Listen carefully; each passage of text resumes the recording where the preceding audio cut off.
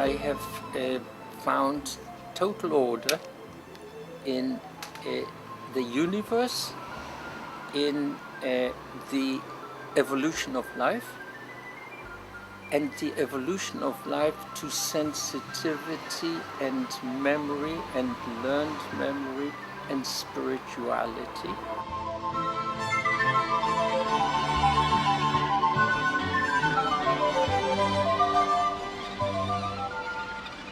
If you go to an equation, it's either right or wrong, whoever looks at this.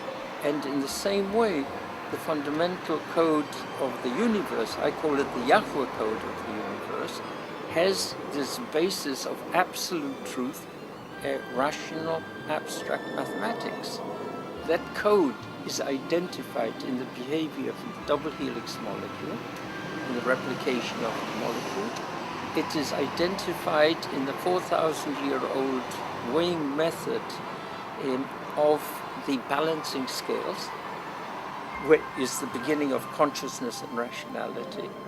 And then, most amazingly, that code is identified in the first chapter of Genesis. The whole concept of Yahweh is a spiritual concept of influencing the highly organized structure of the universe, and he's invisible and in the background, but he's shaping the universe, both the material universe and the living universe, in the direction to discover him, to become conscious of him, and to improve the quality of life into a more orderly system and a spiritual system close to the Lord, to Yahweh. Intellect is not only a matter of heredity, it also develops within the confinement of a culture and its environment. Zev Kedem has a unique mixture of all three. Zev Kedem is a complicated, neurotic mixture, totally unstable emotions, imprisoned in 6 Nazi concentration camps, including having been to Auschwitz and had the privilege that saved my life on Schindler's List.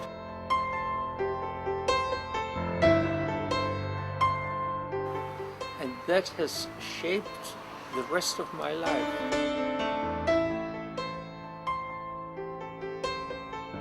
I graduated in soil conservation in England because I felt I wanted to go to Israel as a soil conservation engineer to restore the desert into a flowering haven. And now you see the avocado we eat here are a product of some of this work.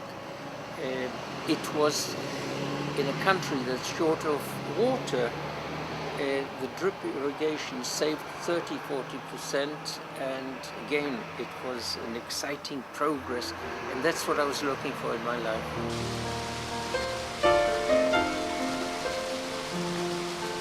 I spent a year at Mount Sinai, where I was a project engineer in establishing a civilian airfield, but at the same time I searched for some answers from God as to where was God at the time of the Holocaust.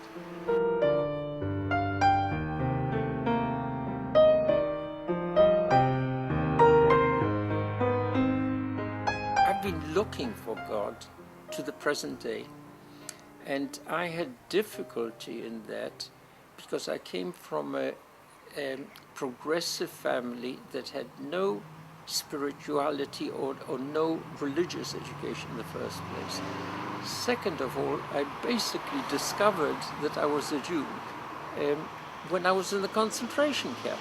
It was difficult to make a leap of faith towards God and to discover God.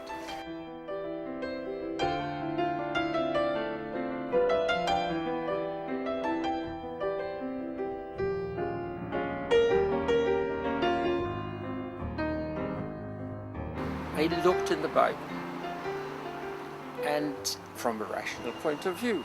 And I was amazed to discover that if you look at the first 4 chapters of Genesis, that God only appears in the first chapter.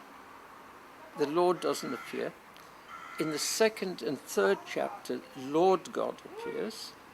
And in the 4th chapter, only Lord appears. So for a rationalist, I said, hey, there must be something to that. Let me just give you an example.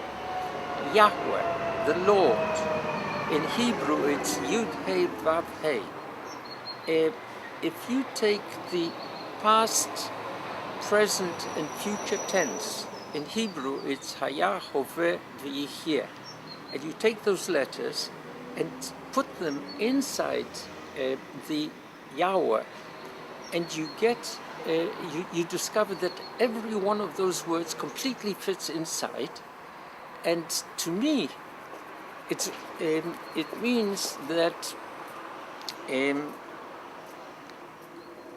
that the Lord is timeless. And it's reinforced in the text where you have inversions. A sentence which is definitely in the past has a future tense in it as well. In other words, all the events in the Bible have a timeless quality.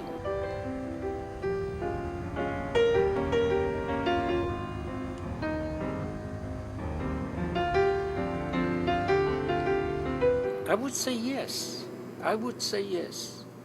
It proves not only the existence of God, but it has provided me with hope.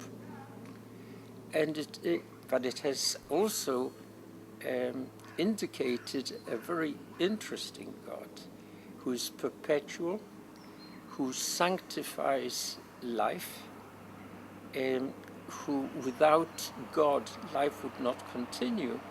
But his methods are not what we believers would think. He has maintained the continuity of life for the last 3.5 billion years by holocaust mass extinctions.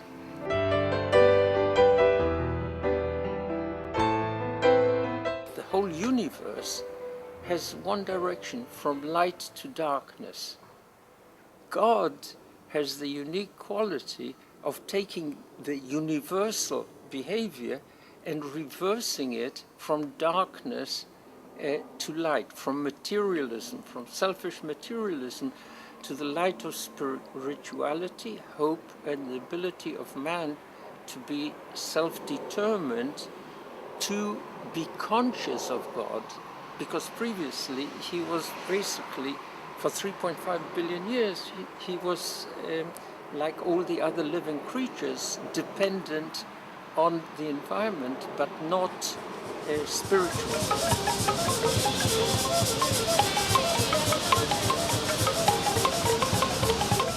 I've just lately discovered a very specific time and place where mankind has switched from this instinctive, irrational, selfish, materialistic behavior to start developing the rational, spiritual behavior that has led to the change from the primitive to the civilization of technology and science and ethical, balanced values.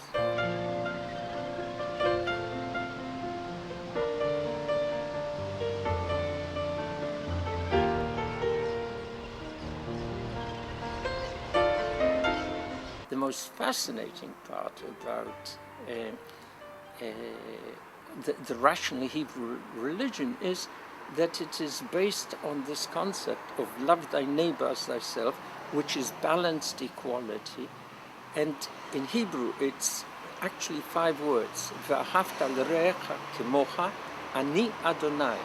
So you have one equation which says, love thy neighbor as thyself. The second equation is, I am the Lord. In other words, rationally, love thy neighbor as thyself is equated with the spirituality of the Lord and the hope in the direction that if one follows spiritually the Lord, one will reach the Messianic era where equality and kindness and joyfulness and tolerance for the stranger will be a natural part of everyday life.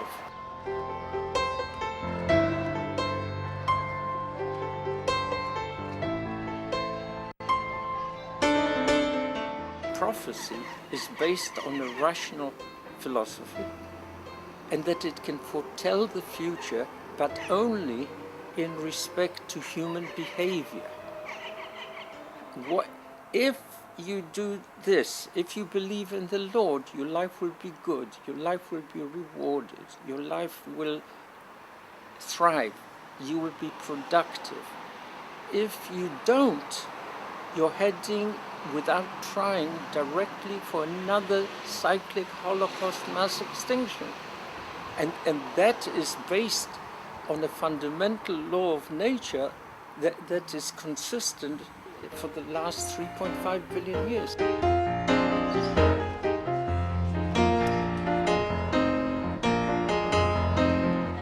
So we have these two elements, and when the irrational element dominates the rational productive skills, then it has then the danger is of creating actually an industrialized killing machine, because the irrational part is selfishly materialistic with disregard for individual life, and therefore leads to Holocaust mass extinction.